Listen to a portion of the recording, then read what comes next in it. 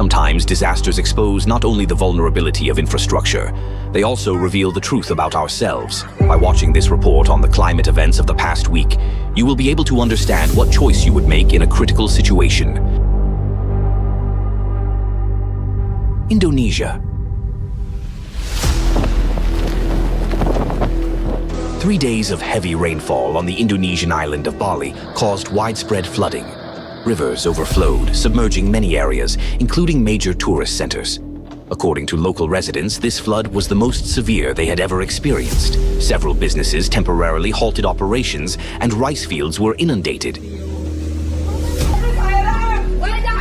In the tourist area of Kuta in Badung Regency, people navigated the flooded streets using surfboards and inflatable boats. In some places, water levels rose to 1.5 meters. Residents and tourists panicked after spotting a giant python in the rushing waters. Evacuations from flooded villas and hotels were carried out using boats and canoes. Police officers assisted tourists in leaving buildings and transporting them to safe areas. 60 people were evacuated from a single hotel. Australia.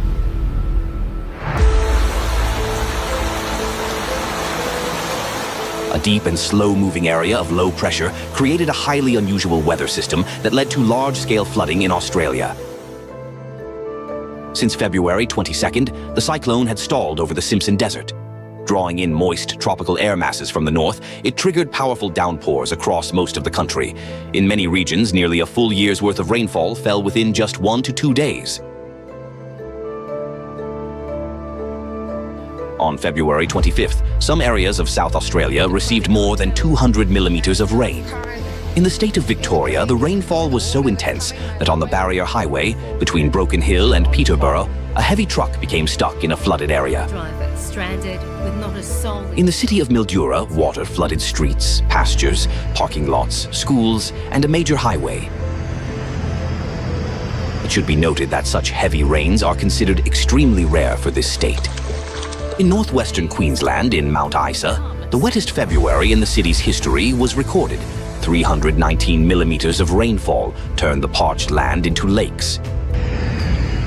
On February 27th, the largest city of New South Wales, Sydney, was also struck by intense rainfall. More than 3,000 people were left without electricity, and in the western part of the city, residents of about a dozen homes were evacuated. After the heavy rainfall, specialists warned of a new danger. Due to the murky water in rivers and along the coast near Sydney, the risk of encounters with bull sharks increased. More than 10,000 lightning strikes were recorded in Western Australia. In the state capital, Perth, an elderly man was injured by a lightning strike, and his dog was killed. Later, in the eastern part of the city, lightning struck near a school. 2 teenage girls were injured. In the area remain extreme. By March 1st, the severe weather had reached its maximum intensity in the southeast of the country. In the town of Orelia, in South Australia, a fast-moving torrent of water swept away a motorcyclist who was attempting to cross the flooded Foggins Creek. The man died. Flooding partially destroyed the Trans-Australian Railway near the port city of Port Augusta. Sections of track up to 100 meters long were washed away, and train traffic along the east-west route was suspended. WA and SA to the eastern states could be out of action for more. United States. Wow. Oh, it's getting strong here. Since February 22nd, the northeastern United States has been gripped by a massive snowstorm. More than 40 million people from Maryland to Maine were placed under blizzard and winter storm warnings. A monster winter storm that's brought life to a standstill for According to the National Weather Service, atmospheric pressure dropped by 39 millibars within 12 hours. This value is almost twice the threshold required for a system to be classified as a bomb cyclone, indicating the enormous power of the storm.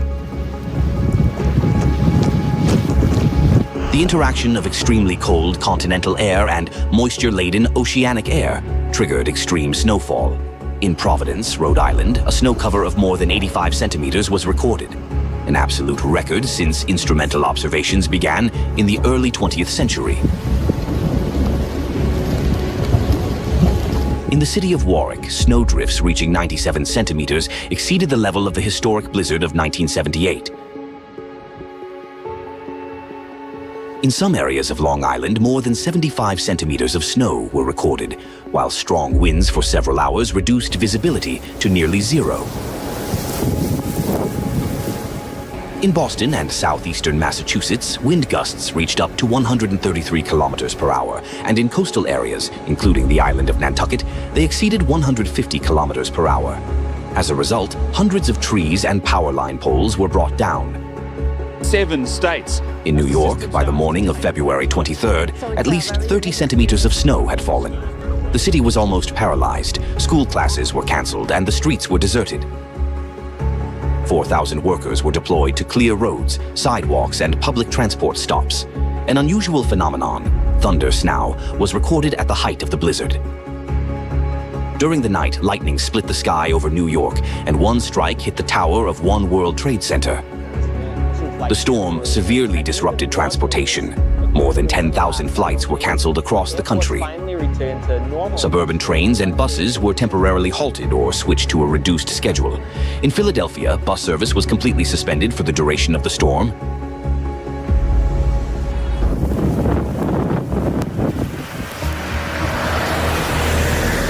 In several states, including New Jersey and Connecticut, authorities restricted the movement of all vehicles, except those performing critical functions, in order to ensure the operation of emergency services. Many people spoke about the accumulated fatigue caused by constant winter storms. A resident of New Jersey, clearing the area near his home, said, "I've had enough of this. I don't want to see any more snow." Another consequence of the storm was large-scale power outages. At the peak of the severe weather, approximately 650,000 customers along the east coast of the United States were without electricity, nearly 500,000 of them in Massachusetts, New Jersey, and Delaware. About 900,000 school children lost in-person classes, and millions of residents were forced to remain at home. In major cities, warming centers were organized for those who found themselves outside during the extreme cold. The bomb cyclone led to the deaths of 12 people, intensifying the tragic picture of the season. In just 32 days of the current winter in the United States, a series of deadly storms has already claimed at least 150 lives.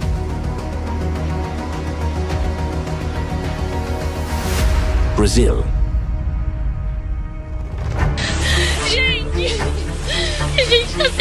On February 23rd, extreme rainfall struck the Zona da Mata Mesorregion of Minas Gerais state. In the municipality of Uba, more than 124 millimeters of precipitation were recorded in 6 hours, a level comparable to the normal rainfall for the entire month of February. The large volume of water caused the Uba River to overflow. Streets, residential buildings, and commercial properties were submerged. 3 bridges suffered serious damage, and 3 buildings and 1 house collapsed. 6 people were killed and 2 others were reported missing. One of the most alarming situations occurred in a nursing home.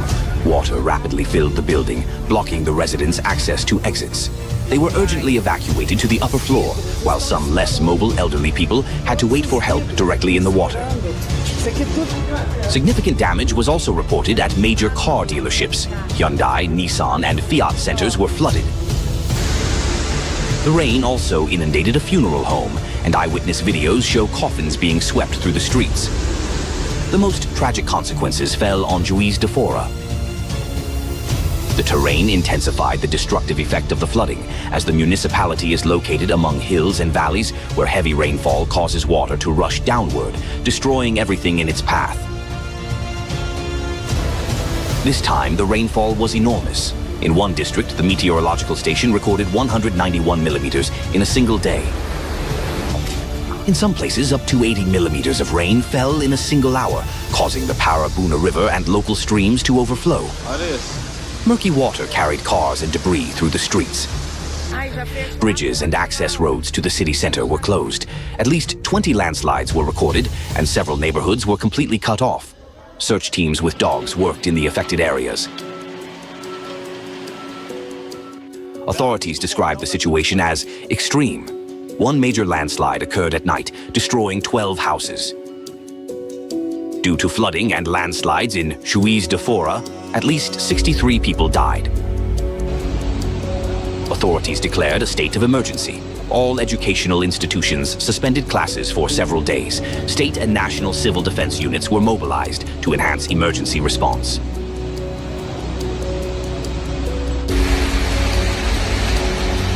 Just 3 days after one of the record-breaking rainfalls in the municipality's history, a new severe storm hit Juiz de Fora. Rainfall continued for several consecutive hours. Business owners were forced to urgently save their stores, scooping water with buckets and scraping it away. The downpour caused a sharp rise in river levels. The municipal hospital was flooded, a courier motorcyclist was swept away from the road, and the Santa Lucia stream overflowed near an emergency care point. This February became the rainiest month in the history of observations in Juiz de Fora. Monthly rainfall exceeded the meteorological norm threefold. Local residents are shocked that extreme weather events are occurring far too frequently. Colombia.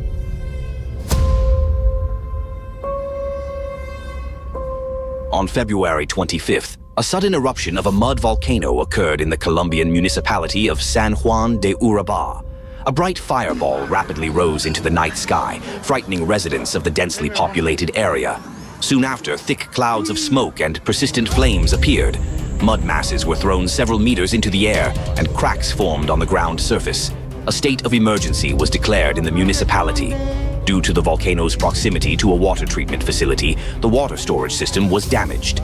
The explosion burned vegetation, caused the death of livestock, and damaged the main road leading into the municipality. According to experts, the eruption of this previously dormant volcano was triggered by underground shifts that are most likely connected to tectonic activity in the region. According to preliminary information, no one was killed. However, as a precaution, residents of 3 houses were evacuated. Bolivia.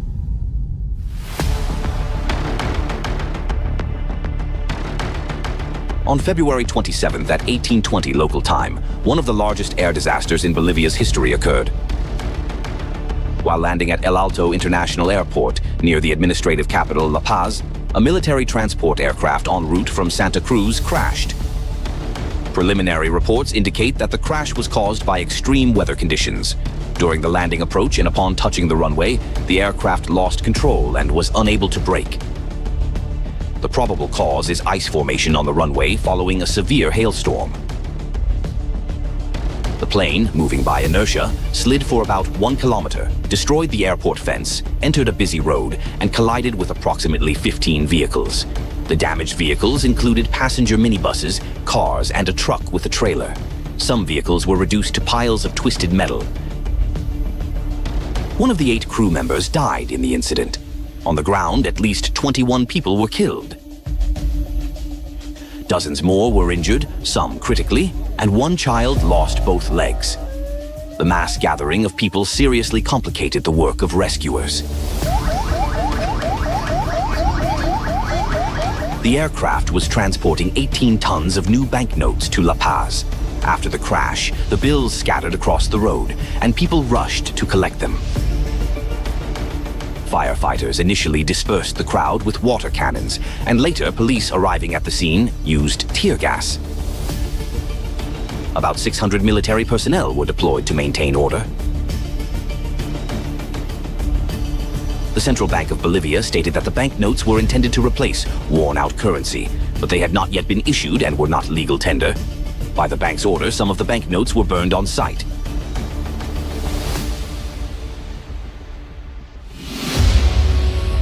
This situation vividly demonstrates the values of our society, showing them as if under a magnifying glass.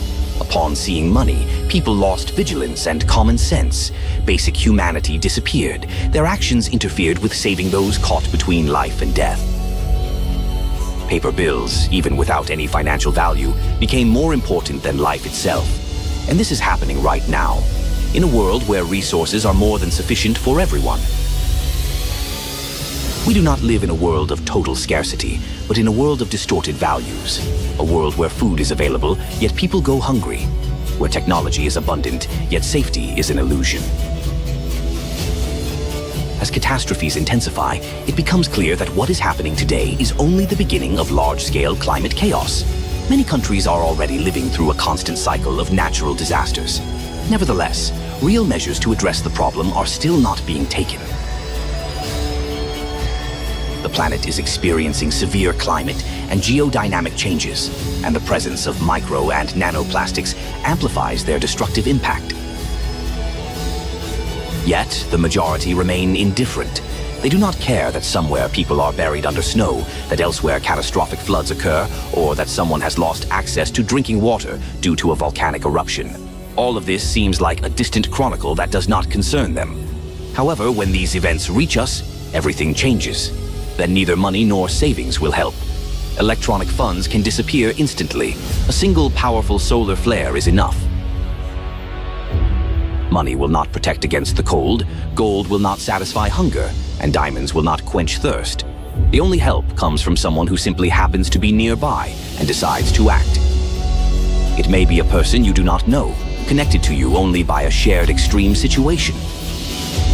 Yet they can pull you from under the rubble, share water, or provide shelter from the cold. At that moment, your life becomes more valuable to them than any material wealth. The only truly sustainable resource is not oil, not gold, nor bank accounts, but the capacity of humans to remain human. Disasters are a harsh test that examines not only economies and financial systems, they test our humanity.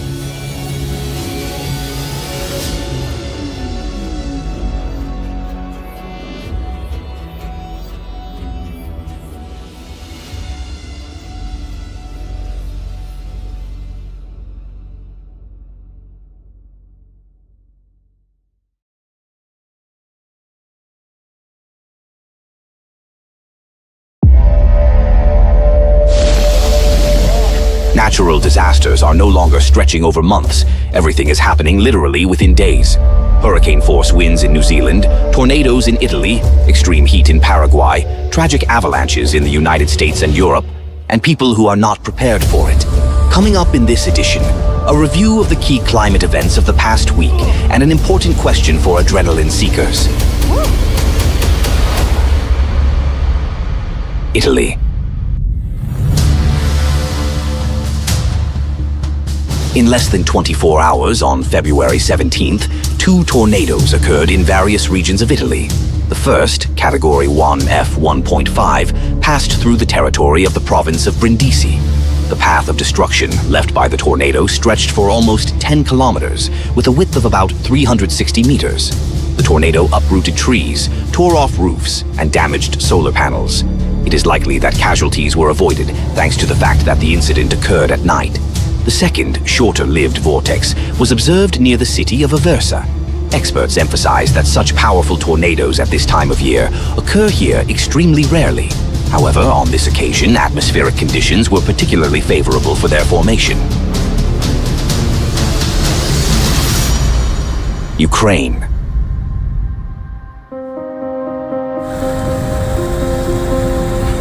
Over the past week, severe weather also affected Ukraine. Heavy snowfall was observed in the northern and western regions.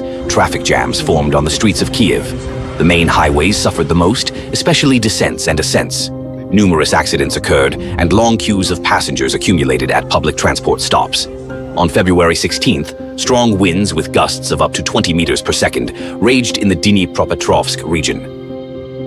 In the city of Kryvyi Rih, the wind damaged bridge railings, and in Dnipro it knocked down several traffic lights. After abnormal frosts, a short-term warming set in, which caused rapid snowmelt. Heavy rains in several regions only worsened the situation. The frozen ground did not absorb water, which led to flooding. In the city of Kropivnitsky, the Sugoklia River overflowed its banks, flooding 20 houses and the animal shelter BIM. The animals were trapped and the water level rose to kennels and enclosures.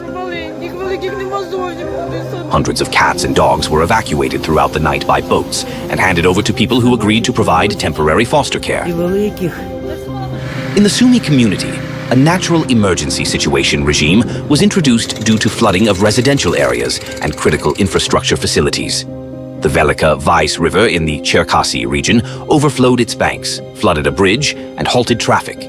In the Poltava region near the city of Lokvitia, a field turned into a real sea. Hundreds of homes were flooded in several districts of the Kharkiv region, including areas where this had not been observed before. On February 18th, frosts once again gripped the country, accompanied by freezing rain and snowfall. Due to icing on wires and strong winds, mass power line outages occurred in the Dnipropetrovsk region. More than 31,000 families in 190 settlements were left without electricity. In Kryvyi Rih, tram and trolleybus services were suspended due to iced-over wires.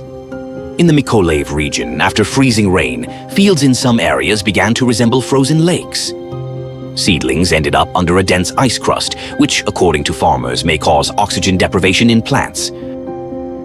Combined with sharp temperature fluctuations, this threatens the future harvest.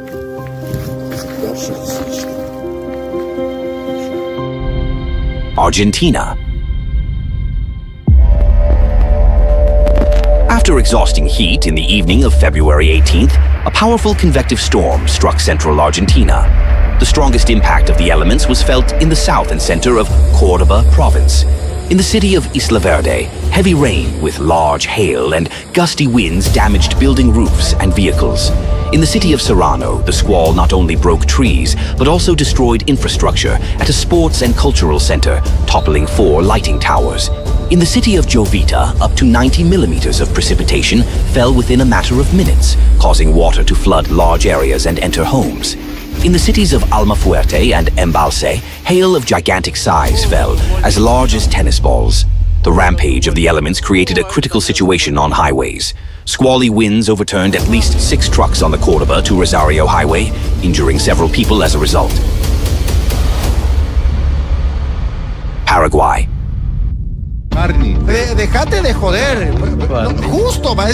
In the central part of South America, abnormally high temperatures persisted from mid-February. In Paraguay, the perceived heat reached 50 degrees Celsius. In an attempt to cool down at least somehow, residents massively turned on air conditioners, fans, and other electrical devices, which led to an overload of the power system. In the city of Fuerte Olimpo in the Alto Paraguay department, on February 17th, electricity was cut off 5 times, and household appliances broke due to voltage fluctuations. During the daytime on February 18th, a large-scale power outage occurred. Transmission lines coming from the Itaipu hydroelectric power plant failed, and most of the country was left without electricity. Hospitals and medical facilities switched to generators to maintain emergency services. Due to the spoilage of food and medicines, businesses suffered financial losses. The shutdown of pumps led to disruptions in water supply. In the suburbs of the country's capital, Asunción, several transformers exploded, and problems with telephone communication also emerged. The shutdown of traffic lights in Asunción itself, as well as in the cities of Ciudad del Este and Encarnación, led to a transport collapse.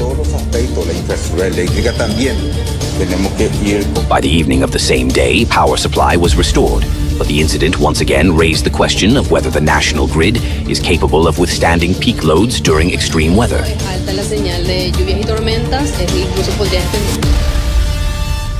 New Zealand.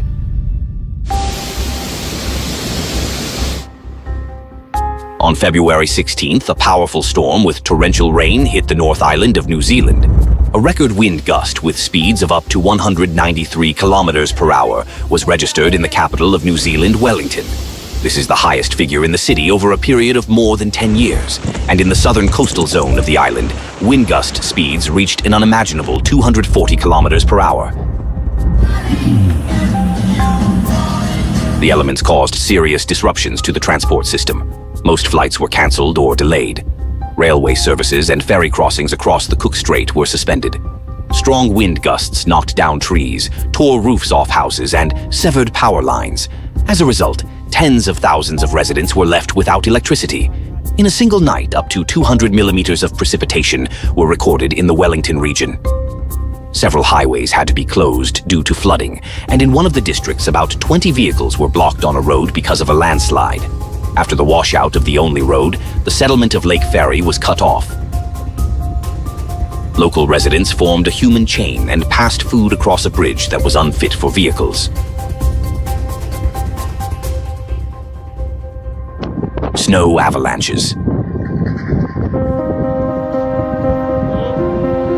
A spontaneous snow avalanche occurred on February 19th in the Karachay-Cherkess Republic, Russia. Approximately 135,000 cubic meters of snow collapsed outside the officially designated avalanche hazard zone, partially covering a recreation base in the settlement of Arkeys. As a result, 4 guest houses, 1 utility building, and 2 passenger cars were damaged.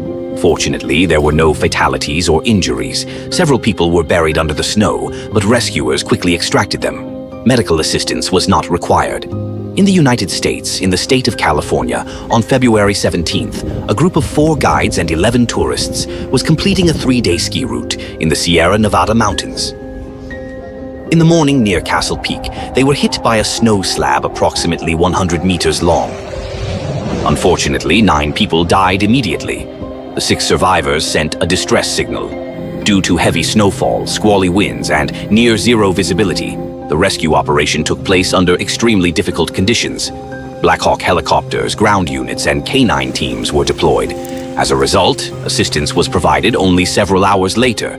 2 tourists were hospitalized with injuries. The avalanche on Castle Peak has been recognized as the deadliest in the history of California and the 2nd deadliest in the United States, in terms of fatalities since 1950. Over 2 weeks of February, snowfalls, up to 3 meters of fresh snow, fell in certain areas of the Alps. Combined with strong winds and an unstable snowpack structure, this triggered dozens of avalanches.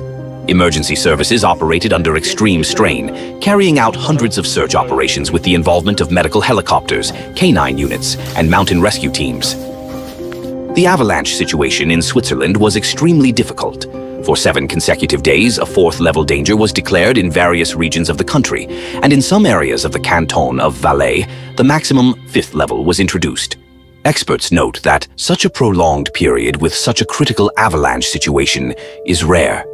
On the morning of February 17th, in the canton of Valais, near the mountain village of Zermatt, a mass of snow struck a passing train.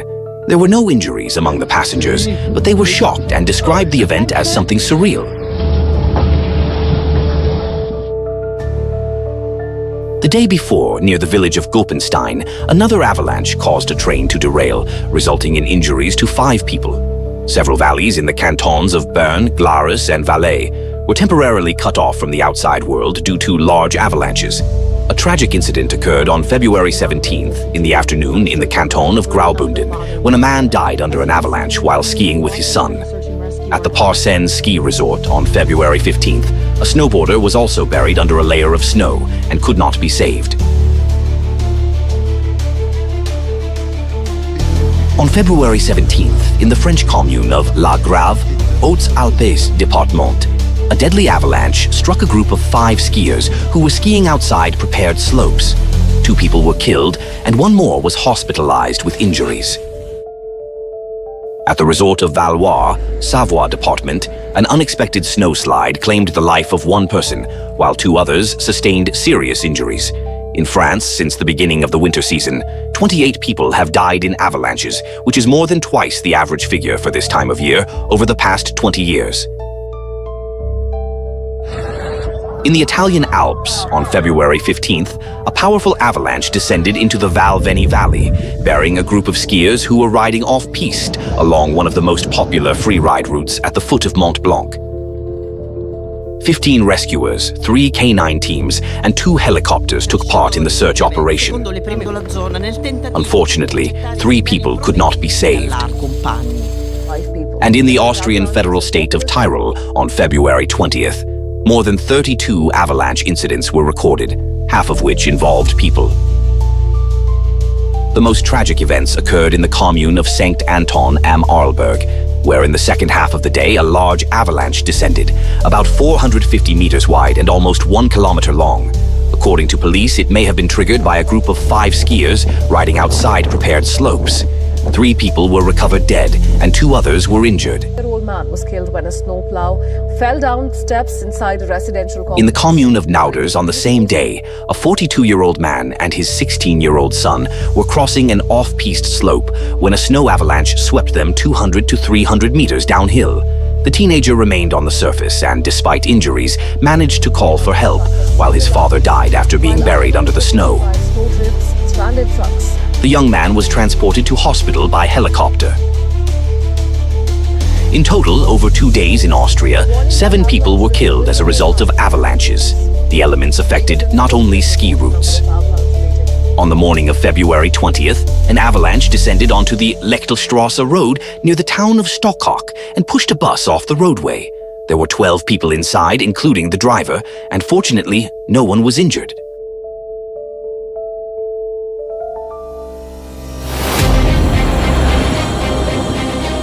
All the tragic incidents in Europe shown today share one common element. Those who died were skiing outside prepared slopes and did so consciously. They were likely experienced and self-confident athletes capable of attempting a difficult descent. However, it is precisely this confidence that can turn into a fatal mistake. Today, a new factor has been added to the familiar risks. The climate is changing faster than we can comprehend it. Conditions are emerging that simply did not exist in these places and at this time of year before. Reality has changed, yet we are still living by old standards. Rules are often formed on the basis of someone's bitter experience. In the past, risk was at least somewhat understandable and relatively predictable, but today the situation has changed radically. Recall the case of the father and son who were skiing in Austria. This example shows how a few minutes of adrenaline can cost an entire life. A regular slope seems boring, and there is a desire for real sensations. But is that descent worth a teenager remembering forever the day his father died before his eyes? No adrenaline is worth risking a life. Take care of yourselves and those around you.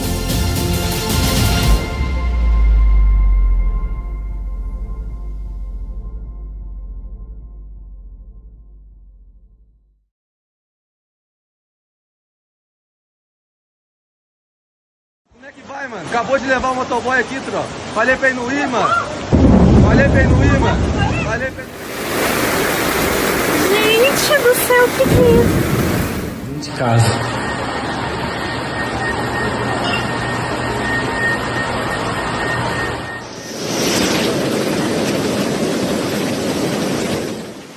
Gente do céu, os carros novos da Hyundai.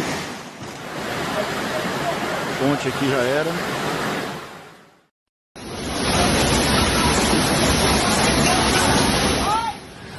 Mas ali na frente tem o quebra-mola, tá?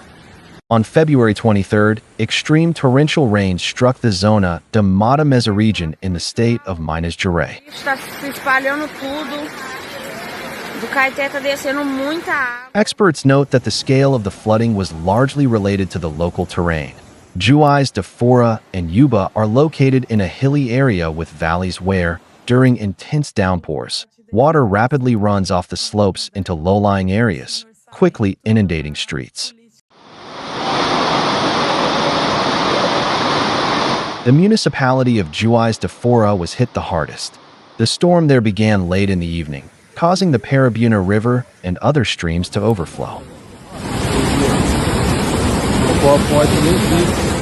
In one district of the city, a weather station recorded approximately 7.5 inches of rainfall, while the average precipitation for the entire month of February in Juiz de Fora is about 6.7 inches. In some locations, up to 3.1 inches of rain fell in just 1 hour, leading to sudden flash floods.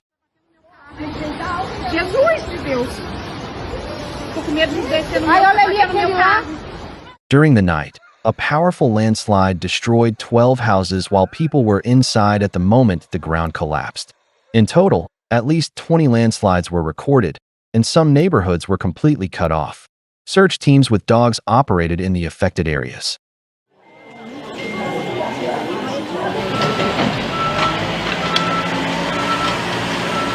Bridges and access roads to the city center were closed, and a state of emergency was declared in Juiz de Fora. Classes at all educational institutions were suspended for several days. Units of the state and national civil defense were deployed to strengthen the emergency response. Residents were advised to leave their homes due to the risk of new landslides.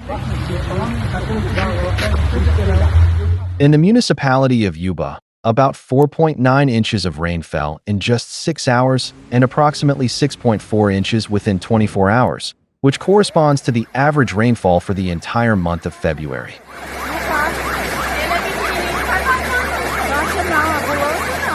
The enormous volume of water caused the Yuba River to overflow its banks. Streets, residential buildings, and commercial properties were flooded, and 3 bridges were severely damaged.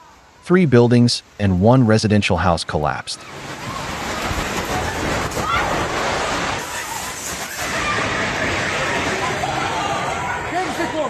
The disaster also affected large car dealerships. Hyundai, Nissan, and Fiat showrooms were completely submerged. Footage recorded by eyewitnesses shows a powerful current carrying away several coffins after floodwaters inundated a local funeral home. Meu Deus! Gente, que tristeza! One of the most alarming situations occurred at a nursing home. Water rapidly filled the building, leaving elderly residents cut off from the exit. They were urgently evacuated to the upper floor, while some people waited for help while standing directly in the water. Just 3 days after one of the strongest rainstorms in the city's history, on the evening of February 25th, another powerful storm hit Juiz de Fora. Rain continued for several hours. According to the National Center for Monitoring and Early Warning of Natural Disasters, by midnight, more than 3.9 inches of rainfall were recorded at 2 meteorological stations, about 4.5 inches in Gramínea and about 4.4 inches in Cidade Universitaria. Meu Deus do céu, tá dando medo, tá? Streets were once again quickly submerged, flooding and flash floods began. Business owners urgently tried to save their shops, bailing out water with buckets and pushing it away with squeegees. Não tem pra onde ir. Tá? Olha aqui. Não tem. Due to the heavy rains, river levels rose sharply. The Santa Luzia stream began to overflow near an emergency care unit. During the storm, a motorcycle courier was swept away by floodwaters on a submerged road. Flooding was also reported at the municipal hospital. Juiz de Fora recorded the rainiest February in its entire history of observations. Approximately 23.2 inches of precipitation fell during the month, compared with an average monthly norm of about 6.7 inches, which is more than 3 times higher than usual.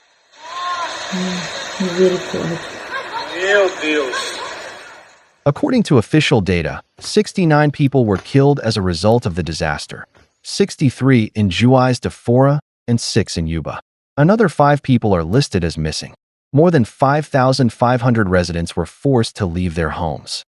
Local residents are extremely concerned that extreme weather in the region has begun to recur far too often. Unfortunately, these are not the worst manifestations of weather anomalies that humanity still has to face. As we have stated many times before, global climate change on the planet today is being exacerbated by the presence of microplastic and nanoplastic particles in the atmosphere, the oceans, and other environments, making climate-related disasters more destructive. More details on this topic can be found in the documentary film Nanoplastics. Threat to Life, a Latra documentary.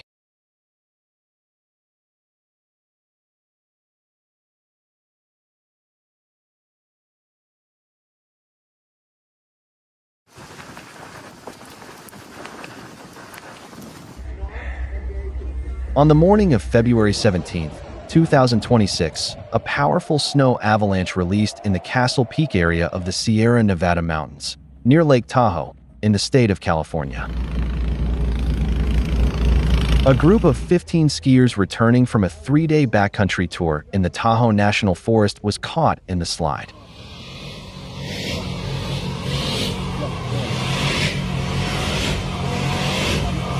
The avalanche occurred at approximately 11:30 in the morning local time amid a severe winter storm.